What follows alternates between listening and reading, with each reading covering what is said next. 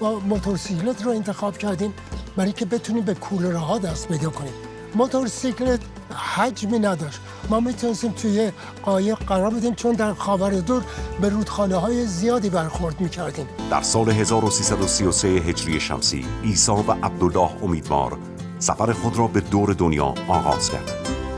ما وقتی که اومدیم به اروپا بعد با موتورها رفتیم به پاریس. در پاریس رفتیم سراغ سیتروئن. مقالاتی که بهشون فروختیم پول اون رو یه دوشورد یعنی ژیان ازشون گرفتیم.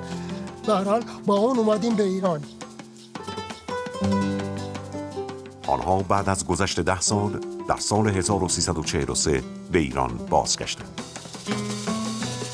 عیسی امیدوار چهره شناخته شده‌ای در ایران است و اغلب دوستداران سفر او را می‌شناسند، اما از برادر دیگر کمتر کسی خبر دارد.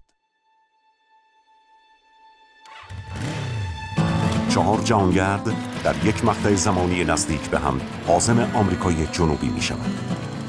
آنها با ارزانترین شیوه ممکن در حمل و نقل و اقامت تلاش می‌کنند خودشان را به شهر سانتیاگو شیلی برسانند تا عبدالله امیدوار را ملاقات کنند.